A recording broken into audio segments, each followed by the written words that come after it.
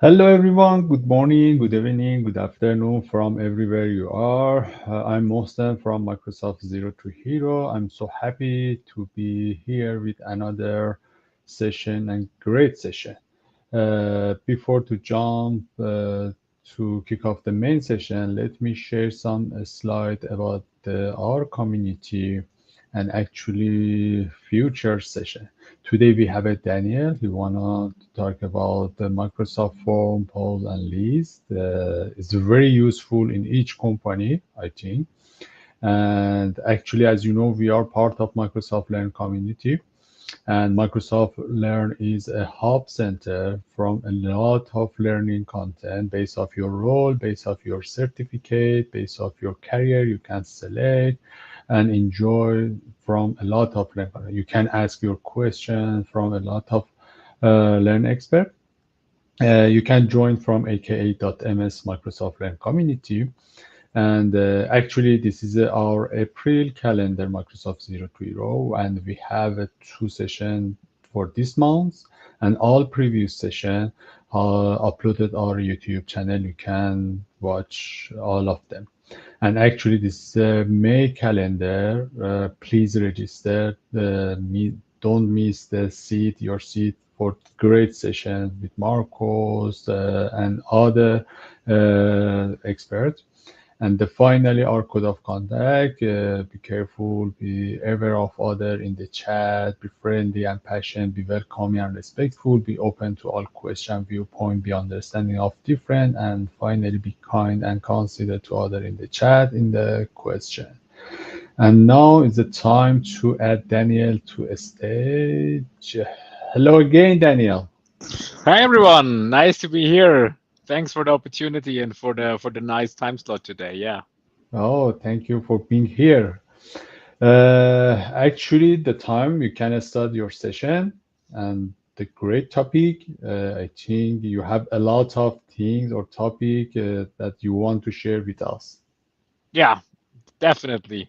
Um, Okay. and by saying that, Mosen, could you maybe remind me how much time do we have? What's our time for today? Usually we have 1 hours Okay. So I'm maximum, trying to but have some place for question yeah. at the end. Okay, perfect. Okay, let me add your slide here. Yeah, you can start. Everything is fine. Perfect. Thanks a lot.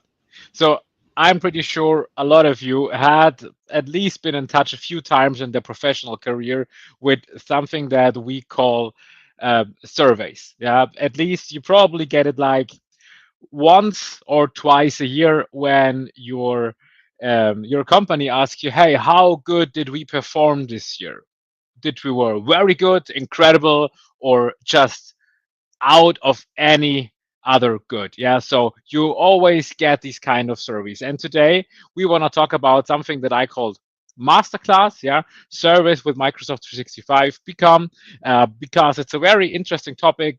I think surveys are a very nice element actually in the workplace, and I want to show you a little bit how I'm doing it, what I have experienced, and what different kind of tools we have in the surveys. So maybe I take you a little bit through a little tour of how where we can actually use those surveys. So one important thing that it's not always just a feedback formula. Yeah.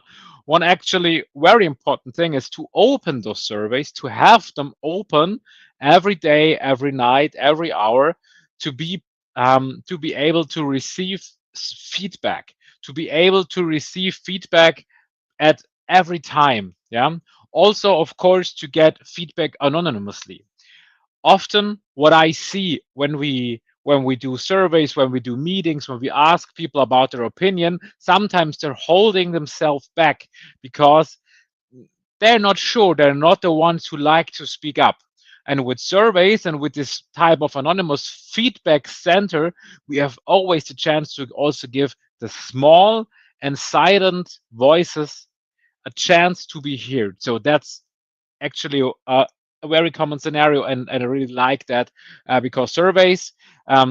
You can't be very loud at surveys. You know, when you're in a room together with people and you ask, "Hey, who has an idea?" When we are in a brainstorming scenario, and you ask, "Hey, Who do you think has a good idea about that? And that there is always the guys, yeah, getting up their hand and saying something. And with a survey or with some kind of those feedback, everyone is the same and every voice is heard. Of course, we can also ask about certain things. So we can do like small quizzes. That's also a nice feature that we get with Microsoft Forms um, and with other tools, to be honest. Yeah. And of course, we have another classic use case that's event registration. Everything that has to be done with registering something, with entering information. And actually, there are a lot of more possibilities that we will discover in the next 40 minutes. So first of all, who are you speaking with? Who are you listening to? My name is Daniel Rohregger. I'm from Germany. I'm a German MVP for Microsoft 365 Copilot. I'm working in this area for like 5 or 6 years at a great company called Glück and Kanya. We're basically a managed service provider that's doing everything that is related to Microsoft. We're Microsoft only, so yeah, quite. I love Microsoft and I love everything that we do and that Microsoft does. By the way, speaking about Copilot, yeah, we won't come out today. We will see a little Copilot action here. And by the way, if you see any mistakes on the slides, that's actually translated with the latest feature of Copilot in PowerPoint. So yesterday the presentation was in German, and today it's in English with just one click. I actually did this great demonstration for Copilot, but I hope everything was translated correctly. I checked today a little bit, but there might be something that I missed, so make sure to have a look. If you want to go to my LinkedIn or if you want to visit me, there is a large QR code right behind me. You can just scan it, make sure to connect. I'm sharing important tips every day about Copilot, about forms, about modern work, about everything, what I'm passionate about. So yeah, make sure to connect there. So let's get right into, for if there is anyone that speaks German, you can also check out my podcast, but that's currently German only. I'm working on an AI version of me that is doing that in multiple languages, but currently, if you are speaking German or want to learn maybe German, check my podcast. Okay, so now let's get back to the topic. What different things we will see today? First of all, there are currently 3 tools that I want to tackle. Yeah. So the first of that is Microsoft Forms. I want to show you a little bit Forms because it's like the mothership. It's like the tool everything has originated from. And I want to show you what it's capable of. But then there's 2 other guys on the field. One is Forms. Actually, it's Microsoft Lists. And the other one is Microsoft Pulse. So a Microsoft List has a integration with Forms, and exactly that I will show you today. And at the end, you will get a large matrix from me where you can see which use case fits the best with the tool. So let's start from the beginning. We have Microsoft Forms. Microsoft Forms, I'm sure you have seen that. You at least maybe know about roughly what it's doing. Microsoft Forms is like the basic ever since service survey application from Microsoft. Everything we do in Forms is within the web. So we create surveys in the web, and we have the 2 choices basically to create anything like a form, a survey style, or to have like a quiz. We have the possibility to create a lot of different things because Forms is really powerful. It has the largest subset of features in terms of how surveys can be built, and it's free and included in basically all of the licenses. Yeah, so in every E1 license, Business Premium, even in the apps for enterprise, it's included. Another small brother of Microsoft Forms, it's called Pulse. Yeah, so I think it is like 1.5 years ago. Actually, that's why I initially created this masterclass. Is when Microsoft Forms integration was in Teams, it was also named Forms, and the people were confused. Why are there different apps that do different things? So Microsoft decided to make it a little bit clearer and give the app a new name. So they called it Microsoft Pulse. Pulse, just yet that you know, is still based on the Forms technology, but it's a small Teams app that is pretty well integrated. Yeah. So also, It has special purposes, for example, in Teams meetings and Teams channels. I will show you both of that. It's available via the Teams app, so you can distribute it and configure it there. And the great thing about it, it's actually internally and working externally. So there is definitely no limitation in terms of use. And the last thing, the last guy on the field is Microsoft Lists with integrated forms. That's actually the newest edition of my masterclass because it's still available like maybe 1.5 years now. And basically it is originating on the SharePoint list. And Microsoft Lists gets this additional thing when you can create forms with it. Yeah. So since last year, it has offered this integration.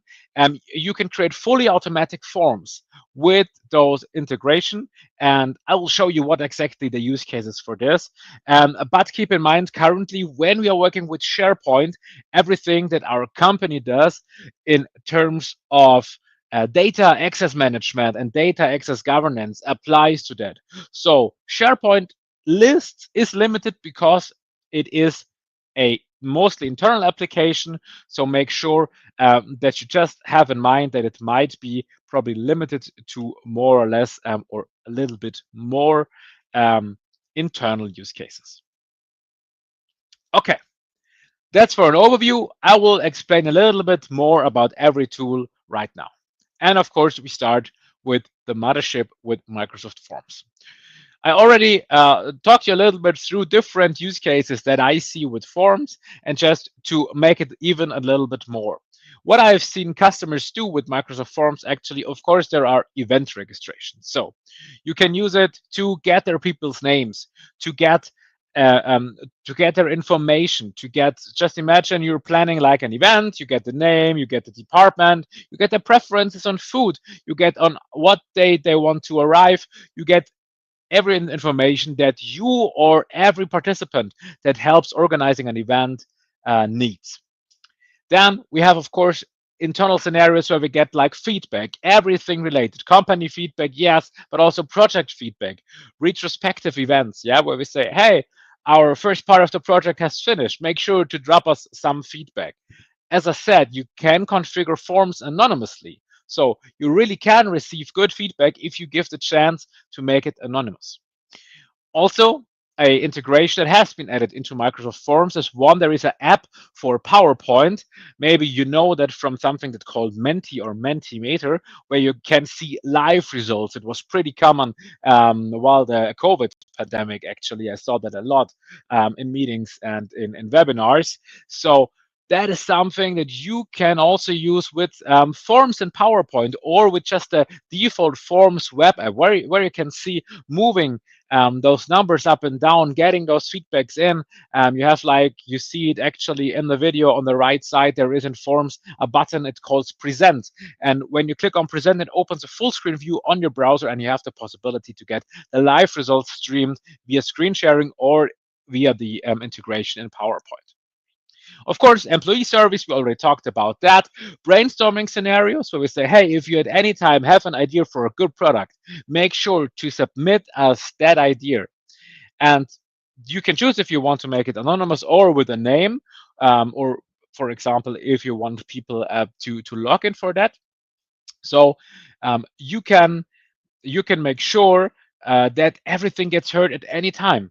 So Forms is always open. There are no open or closing hours. So that's quite a nice feature on that. As I said, we can also do things like quizzes. Why? So we can have in Forms, when we create a quiz, the basic difference is that if we have a multiple choice field, we can select the right answer. We can also give the answer an explanation why it's right or why it's wrong, depending on how we formulate the question.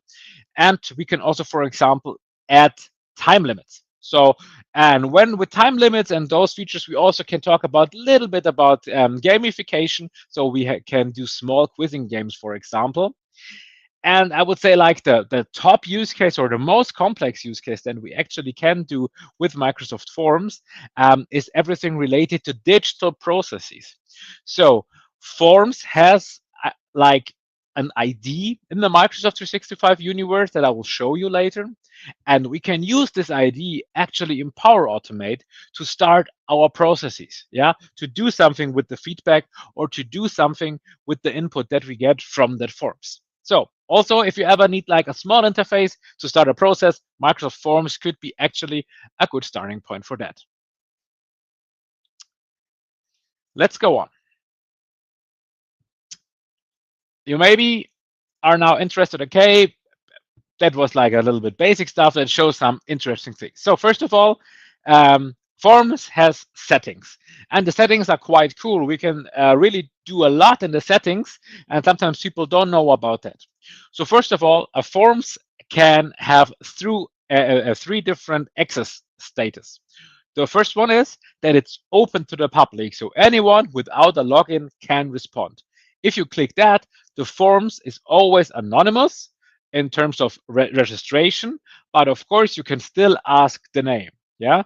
So the point that a Forms is anonymous, yeah, that could be right, but you can of course ask people to enter the name. They don't need to give in the right name. You can make this field required, but if you really want to save the people the time and do not enter the name, you can only do that internally. So when you say only people in my organization can respond, then this link is not available to the outside. So you need to have an active login with Entra ID and access the page. And if you click the option record name, then the name will be recorded automatically with email address and with the name and with a timestamp. So they don't need to fill those information about give me your email, give me your last name and your first name. It will just be automatically recorded by Forms given by the single sign-on.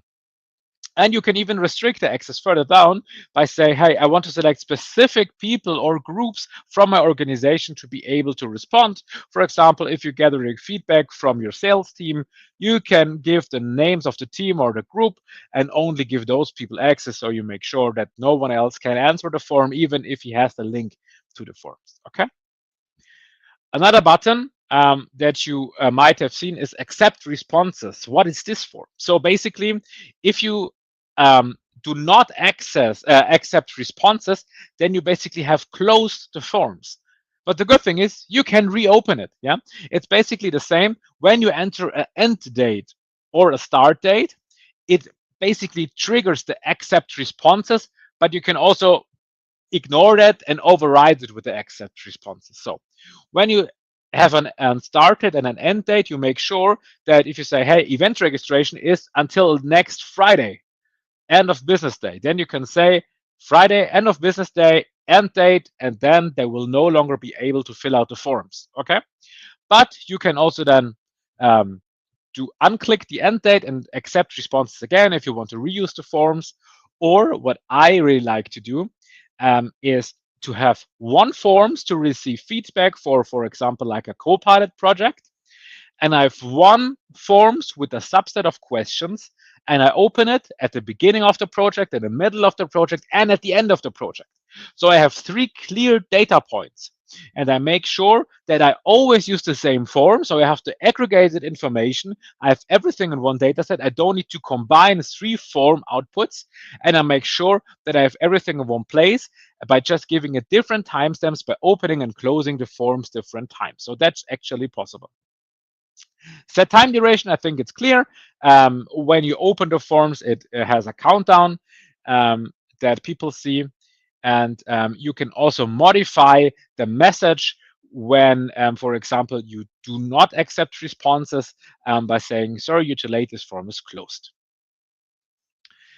Also, depending on the question types or depending how this form is configured, you can shuffle those questions. If you have a lot of multiple choice questions, they have no dependency on each other, then you can actually shuffle them. Yeah, you can also disable numbering if you want, like, just as I said, shuffling, or you can show a progress bar to the users if you have like a straight through form that can be measured in terms of numbers of questions. If you have the like stacked forms or branched forms, that this option then is not possible.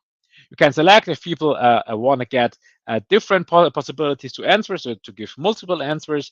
You can customize the thank you message. and you can allow the people to send them their responses or to edit their responses after that. There is also an inbuilt feature to that you or someone else get informed if someone gives an answer to these forms. And yeah, there is like a new feature that is available for channels, for Teams channels, that you can like smart emails to track, but that's something currently is overworked by Microsoft with Copilot. Yeah, and one more thing about forms. Forms is not a tool only for you. You can definitely work together on forms. And that's pretty cool. You can also open forms, if your tenant allows it, to people outside of your tenant. So you can create like a forms collaboratively with external people, with external guests, with other tenants, if they have like a work or school account. But of course, you can also restrict it to your internal company or to internal specified people. Yeah. And in the latest updates, Microsoft also provides you like pre-built stuff for Microsoft Forms to collect responses. What I mean with that is, for example, here you can directly create a QR code. You can get directly an iframe embedding to embed it, for example, in a SharePoint. Or you can also send it directly via email or via Teams channel and give it a quick message to write that with Copilot if you have a Copilot license, and you have one more time to specify the people who can do that. Forms also get regular updates by the Microsoft product group, and they're actually pretty engaged.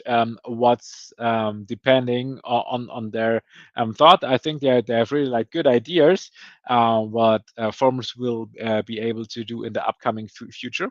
So one of the latest updates include a so-called pre-filled URL. That means if you have like a very complex forms, or you have forms that can be filled out by different groups, you can create different pre-filled URLs, so you can specify what they should fill in the blanks. Yeah. So if you have that, or you can also pre-select like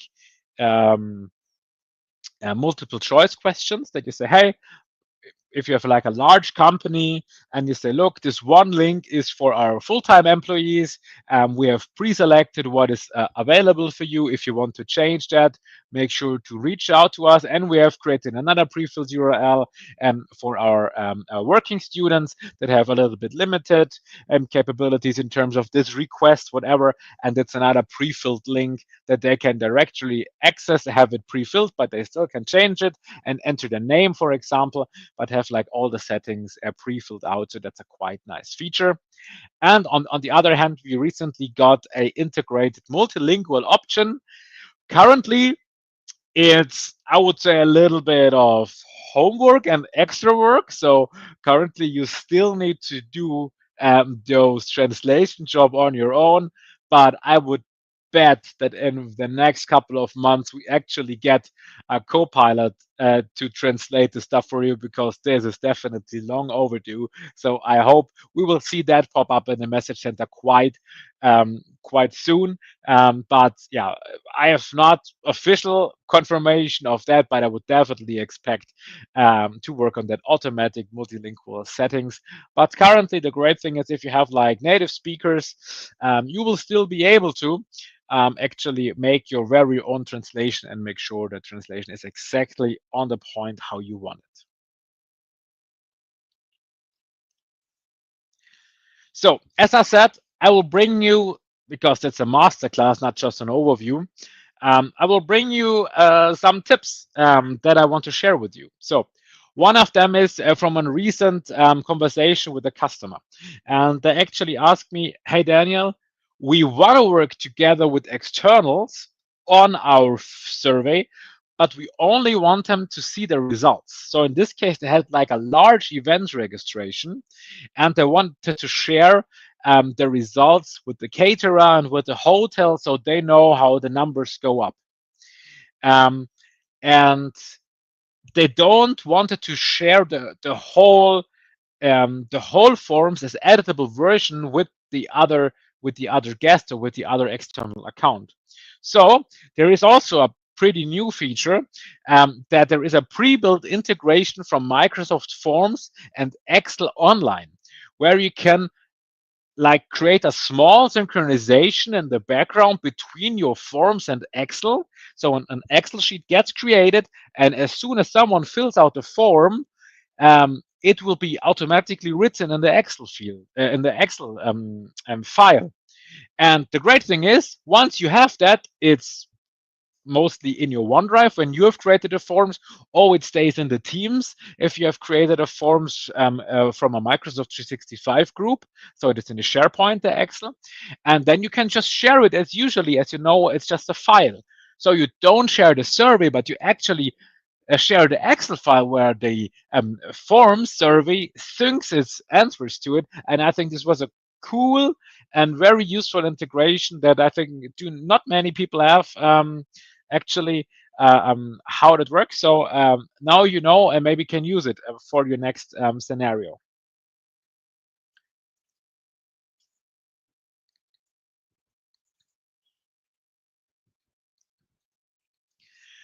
Yes, and some additional latest updates besides the syncing was you can also now even further restrict the form's answers in terms of we can, for example, give it an email validation that it needs to be a valid email or a valid URL, or to be at least, I don't know, 20, 30, 50 characters long, or the answer is not allowed to succeed, to have more than like 100 characters.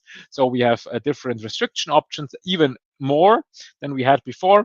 And we have like the smart reminders that just, I think 2 days ago, got an update from Microsoft. I saw it in the message center. So with Copilot, you will get some smart reminder options that you don't need to people remind to fill out your forms.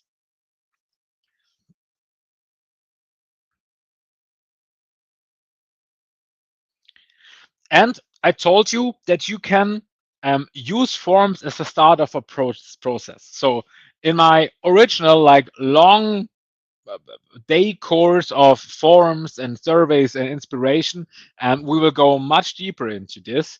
But just that you know, you can always create a forms on your own.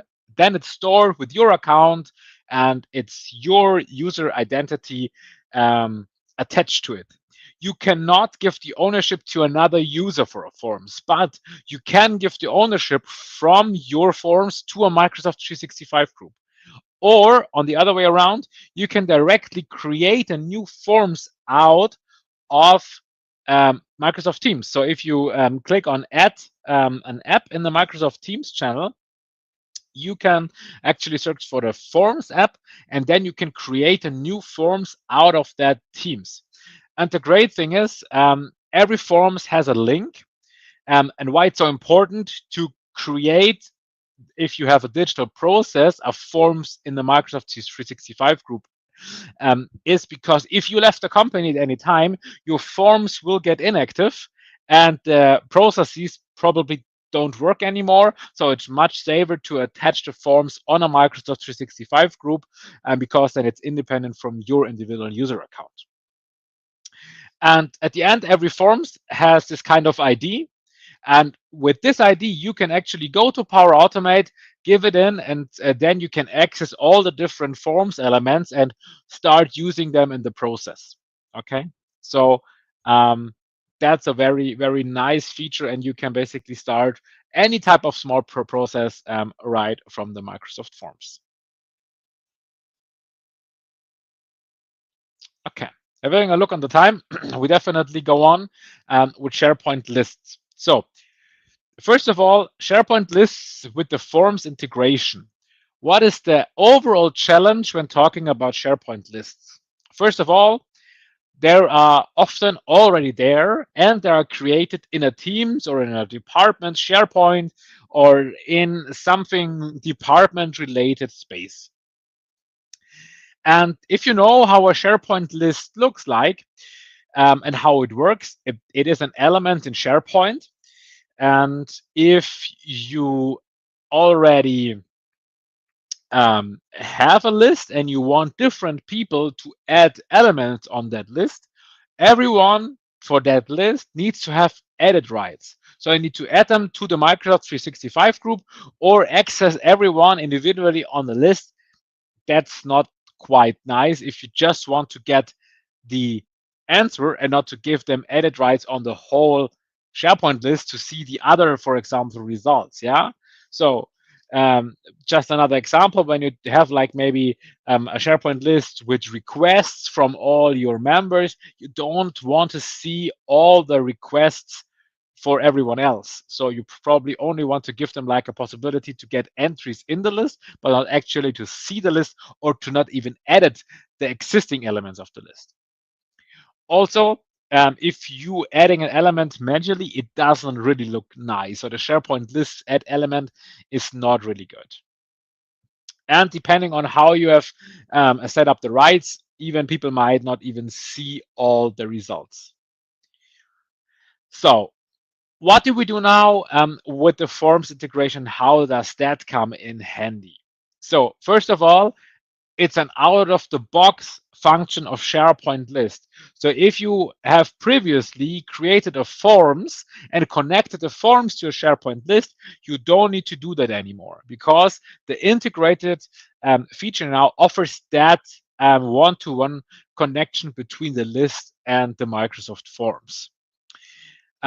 All of the existing columns from a list are already integrated and you can access them out of the box. But as we are probably only working with SharePoint, it is limited to internally. Microsoft, I think they're still working on the integration for guests, and they're thinking about enabling it for completely external people. But yeah, the problem is the the forms that is created in that instance is a part of SharePoint. So you would need to open your SharePoint to externals other than the form service itself. So yeah, there are quite a few technical challenges behind that. You can, of course, hide or show different fields. And as someone who has added rights on the list, you can create a forms on that. Yeah. Currently, we have a little bit of restrictions in terms of how fields work.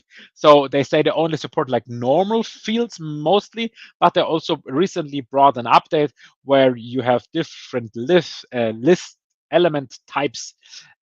One restriction I can tell you, if you're working on your SharePoint list with global managed metadata, for example, to get object or to get specific user elements from Entra ID, like the department or the phone number or the something like that that is connected to them, these fields are not available in the integrated forms. But yeah, the Power Automate integration with those lists, if it is an internal use case, is even better. Because for anyone who has tried out a little bit with Power Automate, you know, there is like a Power Automate trigger that enables you to start an action as soon as a new element is added to a SharePoint list. So you can use that integration, have a SharePoint list, give it a forms, at least internally, and then start a Power Automate. So you have also possibilities to create a small process based on a forms with a list. Yeah, and that's how it looks like. So these are the integrated forms from lists. Yeah, it has like this pre-made design. You can change it a little bit. You are, of course, much more limited. You can, for example, also do no live presentations as you do with form, but it's really for the use case. If you need a possibility to give someone from the company the possibility to enter something in a SharePoint list without giving them the actual access to the SharePoint list, because this forms has its own rights management. You can share it to whoever you want without editing the access for the actual lists it's referring to. So that's quite a nice feature, isn't it? Let me show you how it works. It's pretty simple. So that's a SharePoint list. And it's basically a Microsoft list. It's not even in SharePoint. It's in my environment. It's in my OneDrive, and As you see, there is this new button. It's called Forms at the very top. You just click on it, and then you have the possibility to create a new form. You get those default layout. You have the possibility to give it a name, to upload a logo if you want. And then on the right side, you see you can show or hide different fields. So Microsoft is working on more or more types of list inputs that you can select, that really everything is possible. Also, on the recent update, they enabled branching so that you can only show certain list elements or show certain fields if the selection of another field has been done. Yeah, when you say, for example, do you want to bring your husband with you or your partner with you? And you click no, then you just go on with the next question. If you say yes, you will be shown additional field to enter the name. And if you say no, you won't see the name field. And if yes, you will see the name field. You see, we can do a little bit of tweaking and twerking on the graphics, how it look like about the notification. And we also have the accept responses possibility there. Yeah. So you can also customize the thank you message. And yeah, that's pretty easy. I think that's a pretty intuitive way of how it works. And you get a little preview actually to see how your final forms looks like. Yeah. What are the recent additions to Microsoft Lists? As you have seen, you can upload a logo. That's a little bit of the newer side, and that is how the branching looks like. So you can select, as you can see, that's also the same in Forms. If you have ever done the branching in Forms, you will be quite intuitively working with the same option in Microsoft Lists. Okay, so we have like the great one, the forms. Then we have for everything that is internally and maybe something related to department stuff. We have Microsoft Forms for Lists. And now I want to talk about Microsoft Pulse. So what is Pulse now? So first of all, Pulse is like the answer for Microsoft for anyone who said, hey, I want to use forms in a more engaging way. I want to use it in my meeting. I want to use it when I actually need voting. So Microsoft said, yeah, we make forms available in Teams. And now the people were confused, as I said, because they have the same forms on different places with different logos. So they gave it their own name, and Pulse was born. Yeah. So currently, Microsoft Pulse is available as a Teams app, and you can add it to an existing Teams meeting or to a Teams channel.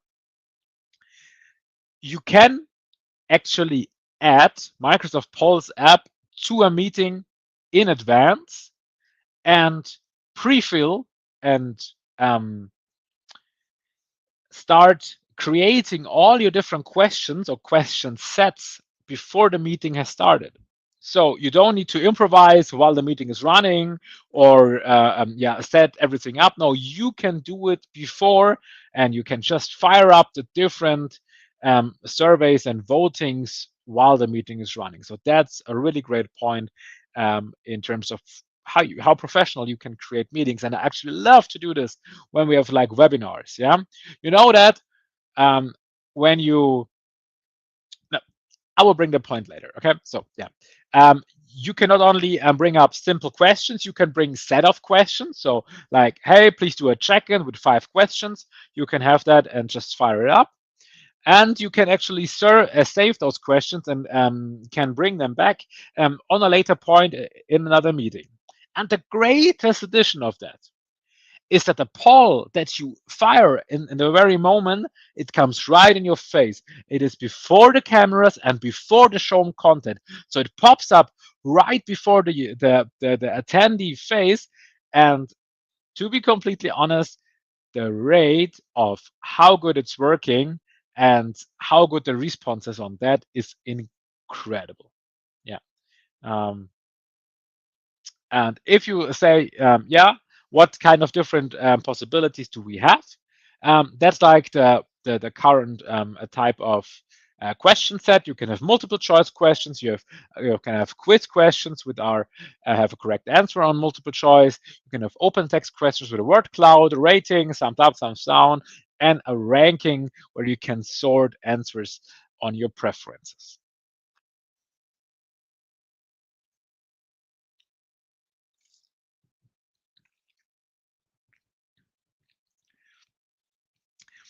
One really great thing, or if not the great thing about the Pulse, is when you add the Pulse app to the meeting in before, and you have external speakers selected or external presenters selected, you can choose if you want to share the specific poll sets that you create with externals or with the other speakers. Of course, you can do that internally. So if you want to work together to collaborate on those question sets, you can do that. But the really incredible thing, and that piece of technology has worked also like 2 years ago, that you can do the cross-tenant collaboration. Yeah. So you have a little switch on the left of a question set. You can click on that and you will see that you can say, allow co-presenters to edit your poll while it's a draft poll. And that works for externals. If you have entered someone as a co-presenter with their other tenant or with their email address that is not in your tenant but in another tenant, they can also access the Pulse app in Teams and before and edit your polls. And I can tell you that is really, really nice. So let me give you one example. With a pretty large German automotive car manufacturer or car part manufacturer, I did some trainings about OneDrive, about Copilot, about SharePoint, about Teams and Planner. And we did it like everything in 2 languages, 2 times. So we had like, I think 10 or 12 different meetings. So the customer asked me, hey, Daniel, can we get a feedback in the meeting? And I said, yeah, we can. And we should do that via poll because from my previous experience, the answer rate and the feedback rate of Microsoft polls are incredibly high.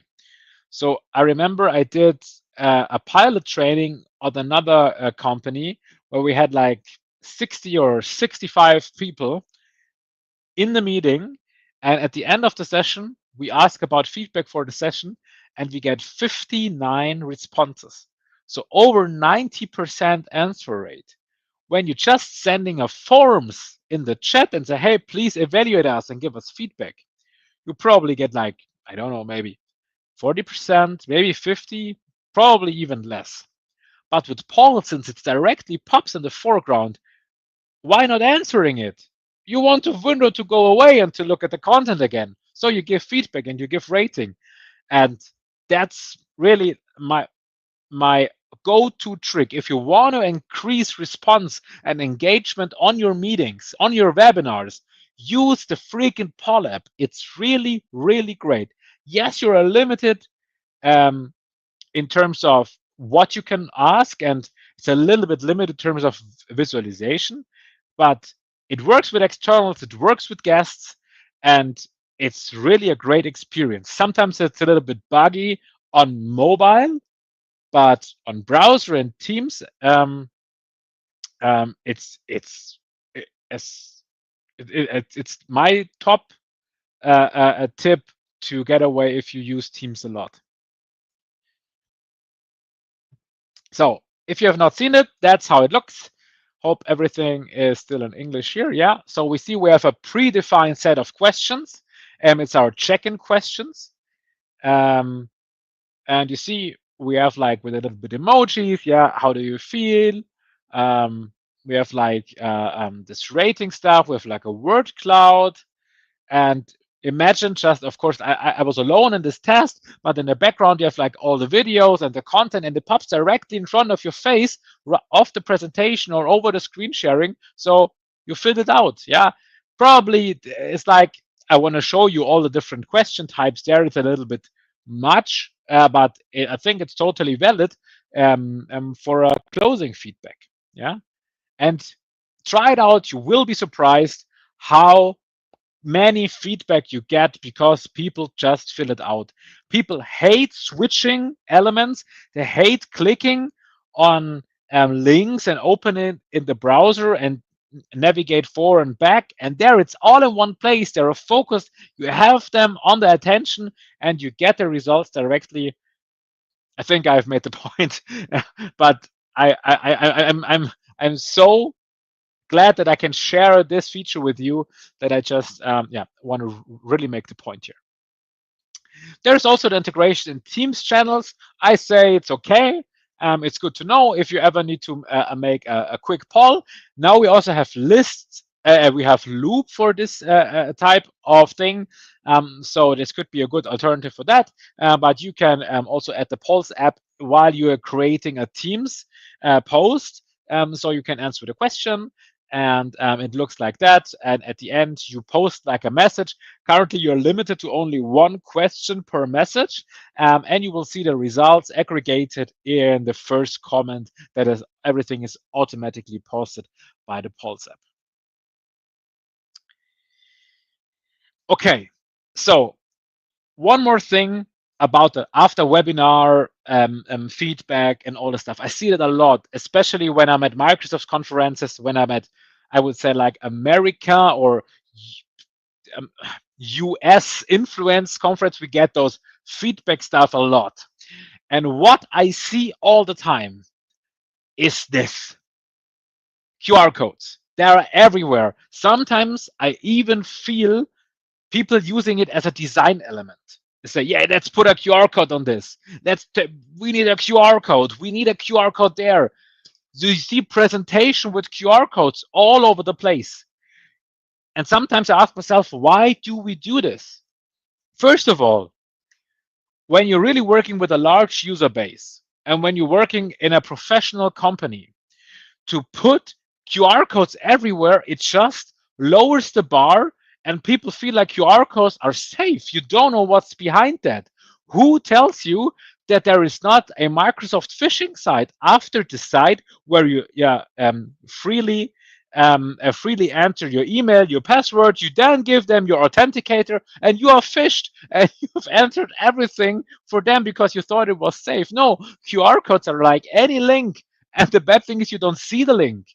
You just scan it and say, oh, nice, yeah? Second thing, if you start your presentation by, hi, my name is Daniel, I have an opening question for you. How are you doing today? Please go on this forums and enter how you do today. Sometimes I ask myself, did you even thought about that? To be honest, you have like, if you have a webinar or you have like an internal meeting, people are giving you their time and they're giving you the chance about their focus.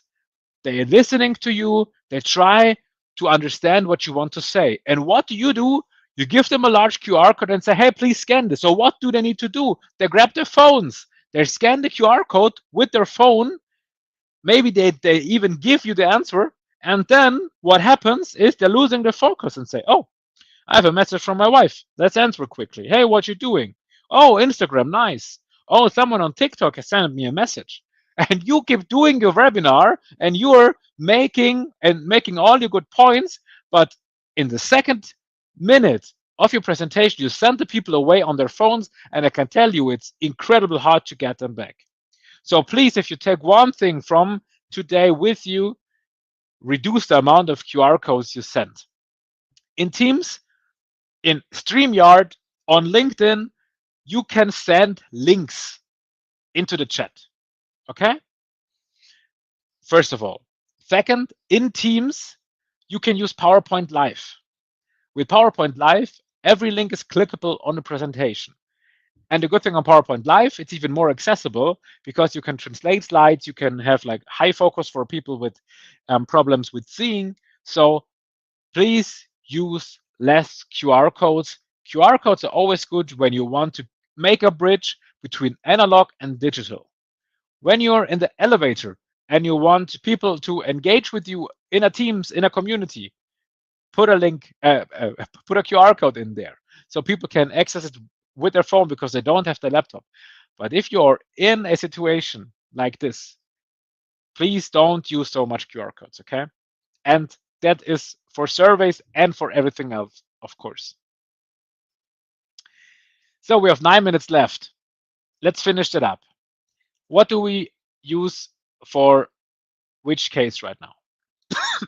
First of all, we have like the mothership, we have Microsoft Forms. We can use it for internal cases. We can use it for external cases. We can use it from very simple to very complex use cases.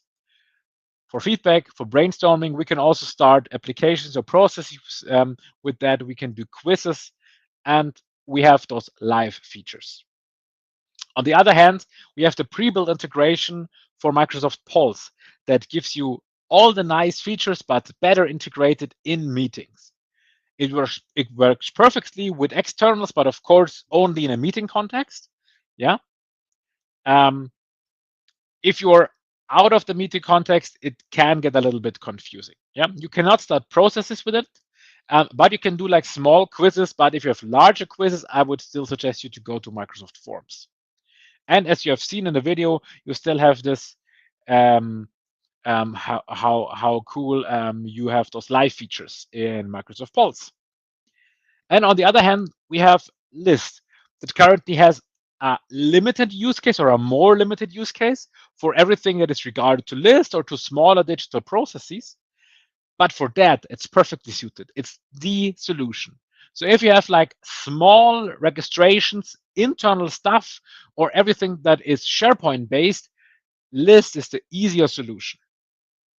So know your tools and know what you can do with that. If you want to have more information, there are different links. I've just showed you. Usually you can click them, but if you need any advice, you can also reach out to me via LinkedIn. I think someone has has also provided the link in the chat. So yeah, I hope you learned something today about those different surveys, about the different form applications that we have in Microsoft.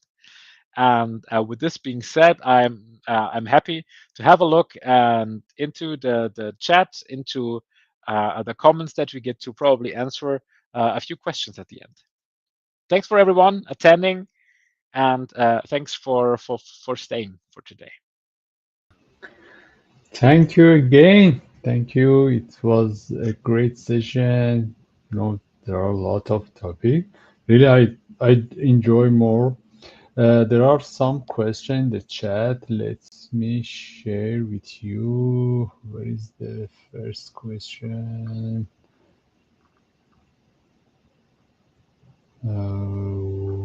Okay. At the first question, is it Microsoft Loops? Yeah. What I think about Loop, Loop is definitely a great tool. It's a future-proof tool. At the beginning, I said that I'm mostly a Copilot MVP just because of curiosity, and I can tell you that like Loop is a little bit of the back end for everything that is like fluid components in terms of Copilot, in terms of AI, and in terms of modern collaboration. So in general, Microsoft Loop is definitely a tool to invest in and to have a closer look what it's capable of. And yes, the polling features are quite good. They are still a little bit limited, as everything with Loop is in terms of external use cases. So when you have like external stuff, that's definitely still a use case for the normal forms because you can do everything externally besides file upload. But for everything internally, I would definitely use it currently as an alternative as the Pulse app in Teams channels. I would prefer Loop over that. Yeah, but people Yeah. still need to get used to Loop. So yeah, definitely explore it, and I think it's definitely good to make small polls. Yes. Okay. It seems there is no more question in the chat, but there are some message. Yeah, great. Actually, guys, if you have a more question in There future, is you one can. question. I think at 6:30. Can you help me with advice on what to do if I lose a form I created? Okay. Yes. So let me quickly have a look. So yeah, can you help me if I lose a form I created? Well, it's depending what you still know. So if it is on a Microsoft Teams or in a Microsoft 365 group, you can easily find out via Microsoft Teams. So if you open the Forms app in Teams, you can see different already created forms. So you can then start editing from there. If you do not know from which user the forms originally was, I I don't think you can see it in the URL. I would probably double check if there is something on the very bottom line of it. And if not, you probably maybe need to fill out the forms and maybe check audit logs. So if you do interactions with the forms and fill it out, this event should get locked. So maybe probably from there you can more easily find out where the original location from the forms was. Yeah, so different ways of approach this, but yeah, I think that there is a way. I'm not sure what's the shortest in your case, but yeah, if you need further help, just reach out to me, and we will maybe have a little bit of a closer look together. For sure. Guys, if you have a more question in future, you can reach out Daniel from the LinkedIn or other Of course. channels and you can ask your question. Okay. Thank you guys. Thank you, Daniel, again for this session. Guys, see you to next session. Thanks, everyone. Have a nice Friday Bye or bye. Saturday. Bye bye. Yeah.